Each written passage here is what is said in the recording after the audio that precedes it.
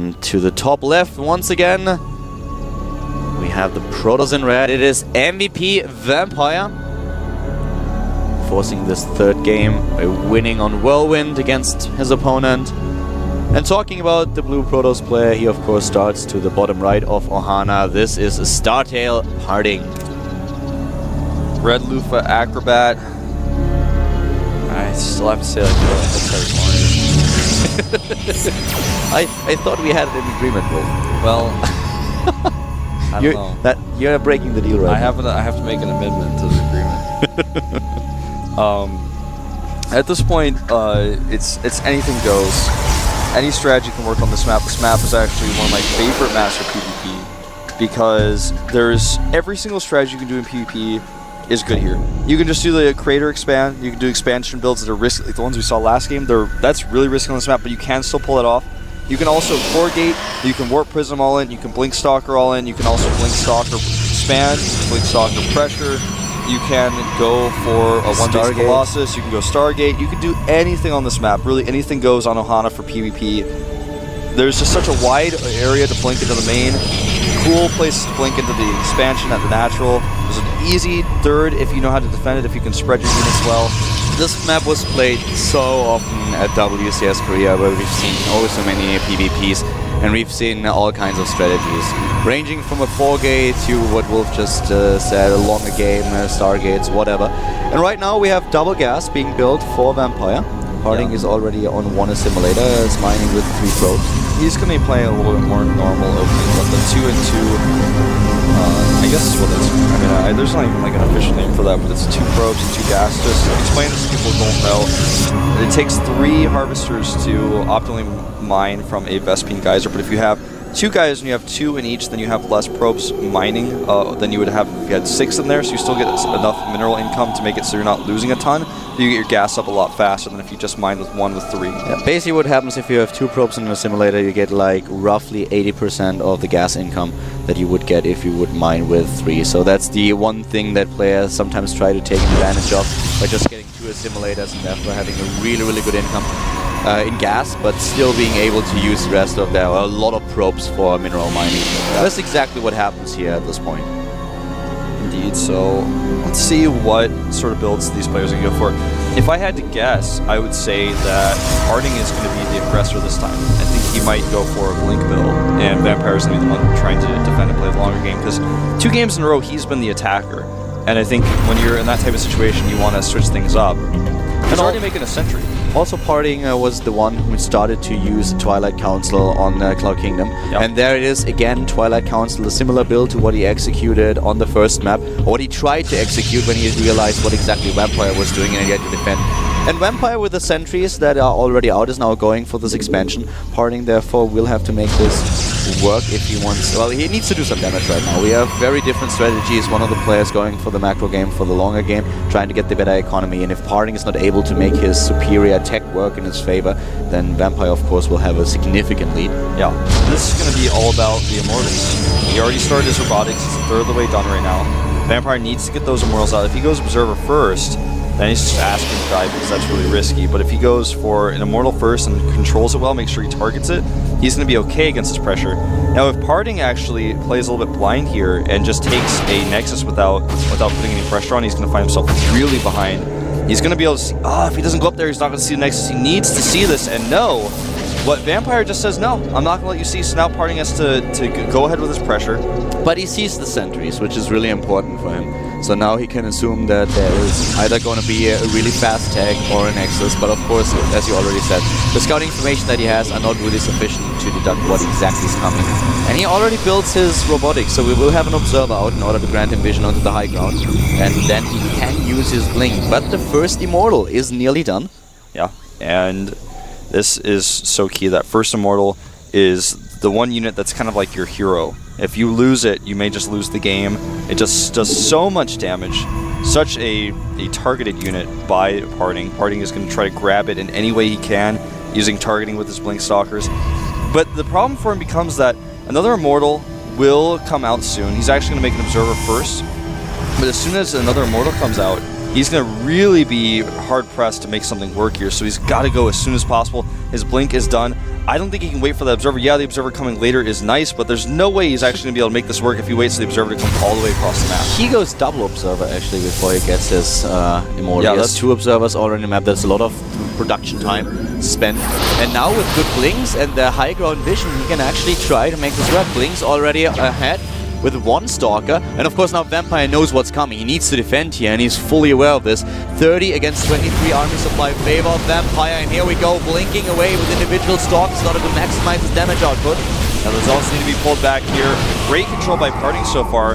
But Vampire, he's got that extra Immortal. He's continuing to Chrono Boost. He just has to hold on a little bit longer. Good Blink Stalker Micro again, but he cannot attack forward. He always has to move backwards, and he is on a clock. Vampire has the better economy. He's adding extra production right now. He's getting an additional gateway. It looks really scary for Parting at this point. Yes, he has a high Stalker count, but with a 30 Immortal out, that would definitely give Vampire at the edge of his opponent. And he sees what's going on with his Observer, so he actually moves into position to defend against a blink in. Oh, nice! No, but he moved back down to the natural at the worst possible time. A nice catch here on that really Immortal. Well done. Really well done. Picks off the Immortal, takes down one of the sentries, blinks away once again. Really well done by Parting. The perfect timing for him to attack.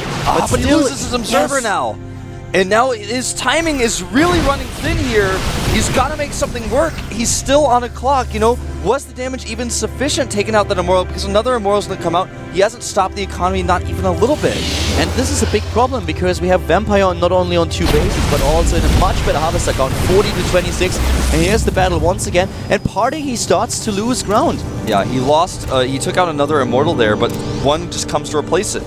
And it's not going to be an even trade. Eventually, the Immortal count is going to become too much because Vampire is also starting to add his own Stalkers in as well.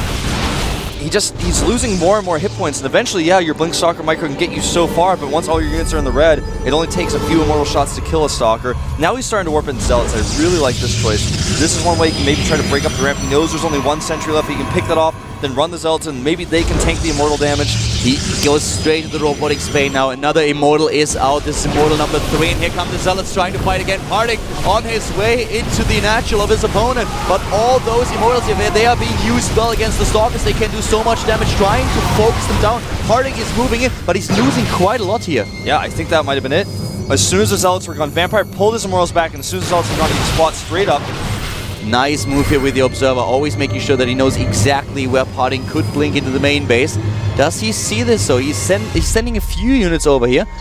If he picks off that Observer, if he picks up the Observer, the game ends basically. Right now, this is Parting's last chance. Nice. He blinks in, he targets 1 down, 2 down, and if he gets the 3rd one, he may be able to blink back and make something happen. This is so close. Really well done by both players here, especially Parting taking down every single Immortal. He knew that there were a few Stalkers on the high ground, and he used this chance to be aggressive, to move in onto the expansion, and then take down the Immortals. One is there once again.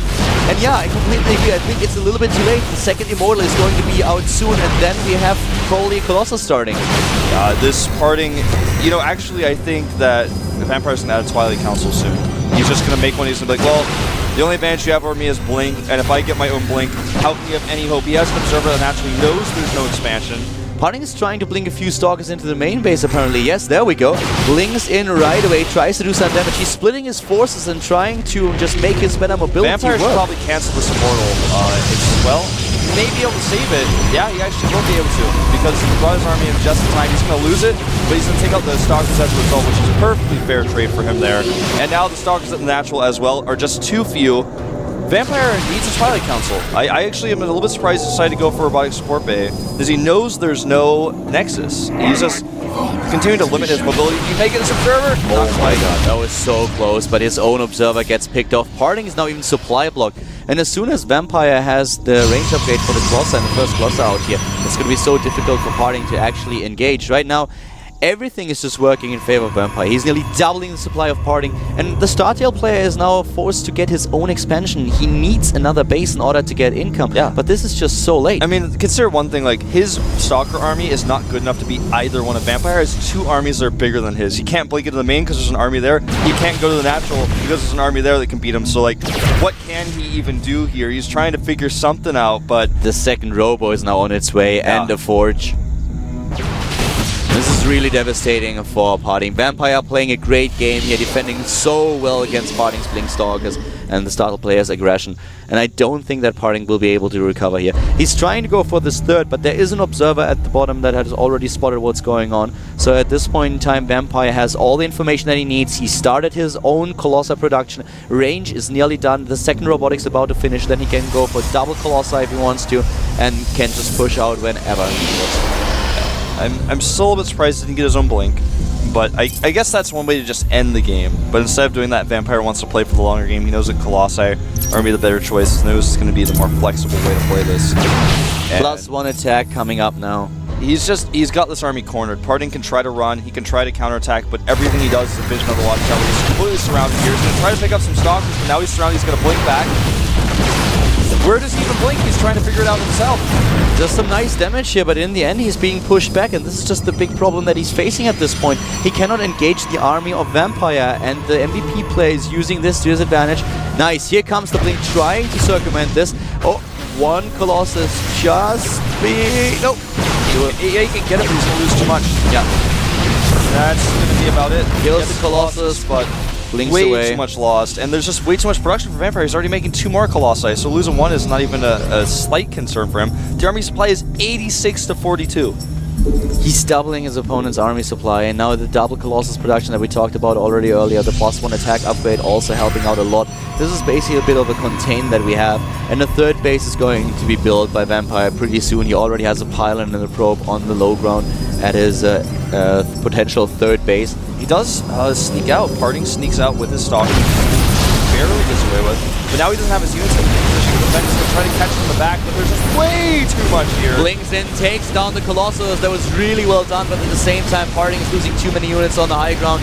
The Stalkers on the low ground being attacked as well, and now all these Immortals are dominating the scene for Vampire. He's at 114 supply against 62. Parting is in trouble, and it certainly looks like Vampire is going to seal the deal now and will advance to the third round of Koday. The last of Parting Stalkers fall. The Immortals target down the robotics, and this is, as you said at the end, he will have to face the up and down matches. He mentioned in chat earlier that Speed really did not want to do, but he's got no choice. There's no way to micro his way out of this one. Yes, this time there's just no chance. He's down to 33 supply. He's losing everything that he has. He basically stopped playing. You can see him at the bottom right. He's actually drinking right now, not doing anything anymore. And here comes the GG. Game over. Parting has to go to the up and downs, and Vampire advances to the third round of Koday. Yep. So we are going to have a 5-minute break. When we get back, we will have a Terran versus Terran, a pretty excellent one, I think. It's going to be FXO's ASD up against Maru. We'll see you in 5.